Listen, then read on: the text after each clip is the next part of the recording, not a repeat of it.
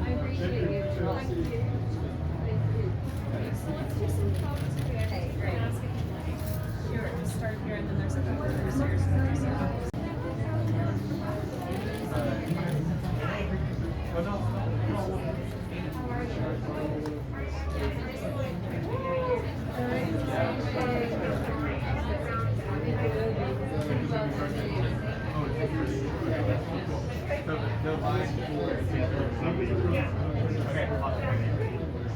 I appreciate you.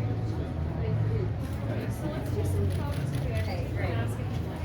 Sure, just start here and then there's a couple of stairs. Okay. The Phillip Siddiq Show, you guys. Ruth Negga, Mill Valley Film Festival 44. You are here with us with Loving. Yeah. And everyone from Marvel's Agents of S.H.I.E.L.D. remember you as the woman in the flower dress. Yeah. Okay. What does it mean to you to star in this particular film? Because it's a controversial issue, passing. Is it Yes. controversial? Yes. How? I'm not sure. People making choices to.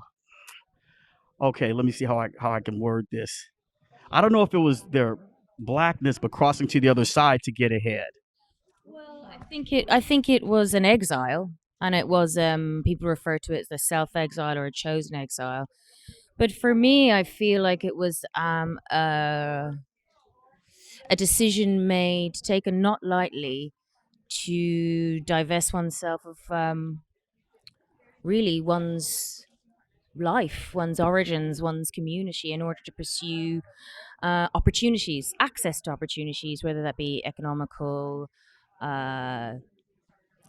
just access that was denied people because of their color of their skin.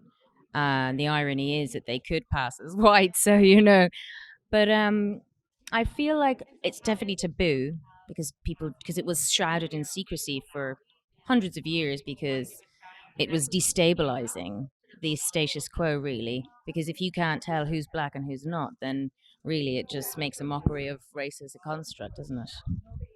This is so true. And I mean, it's been, as you said, taboo, and it's been like a quiet secret. I know in my side of the community, it's been a very, very quiet secret.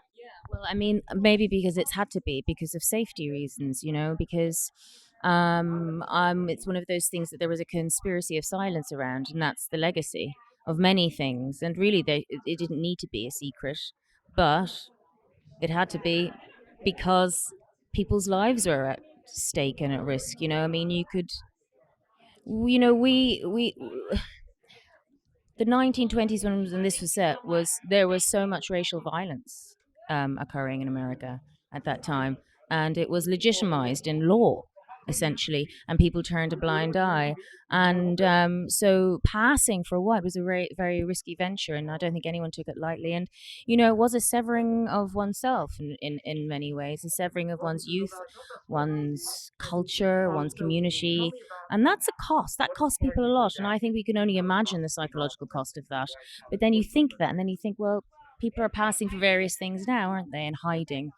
And I think, Rebecca's film is very much about identity and truth, and, really how sad it is that the truth of one's identity and oneself can be so demonized. Right. And it's so challenging because every second of every day, you have to make sure you don't slip up. Because as you said, you could be attacked. Yeah, that's such a great point, because to be honest, what makes me angry is the amount of space, time, energy racism takes up in a person's of color's mind and imagination. The constant scanning of a room. Am I safe? Am I safe? There's a whole scene in our film where my character Claire talks about safety, and that's all she wants, is to be safe. And essentially, that's all we all want. But 1920s America, for black women of color, the world wasn't safe, And even when she's passing, the fear of getting found out and what the repercussions would be of that is terrifying. And that the psychological toll on that, that's. I think our film can help people understand that.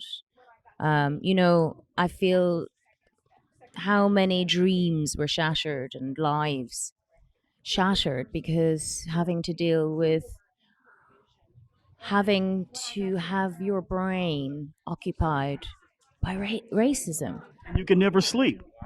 Well, no, you can never rest. And, you know, and then you can't dream. And that's what I feel people were robbed of. Not only their lives, but their dreams.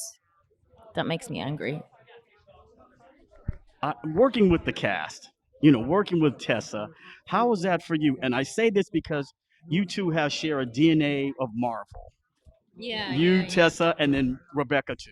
Yeah. So how was that? And her being a first-time director, you worked with a lot of directors. What was special about her where you said, I'm going to take this project on and I'm going to trust her? I think her passion, her fire. You know, I remember when we sat down to talk about it, and I just saw a woman with a vision, and I knew I wanted to be part of that vision. Um, and she could see it, and therefore I could see it, and that's who you know those are the people you want to work with. And you know, she is such a gentle director, but also specific. You know, and I feel that she just has a shorthand with actors. You know, she's an actress herself, and she understands and she trusts actors. You know, and she understands the cost as well, and therefore, you know, she's a great support. And then Tessa and Andre and Alex and everyone. You know, I mean, that's a great ensemble cast. You know, and I think that we all knew that, and we all kind of I don't know. There's a lovely energy when you know you can just like I don't know.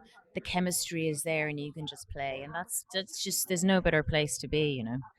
Ruth, you still are as popular as ever. I saw the people asking for your autograph. You're still great. All the Marvel fans. Ruth, thank you so much. Give me the wrap up. Thank you so much. Thank you.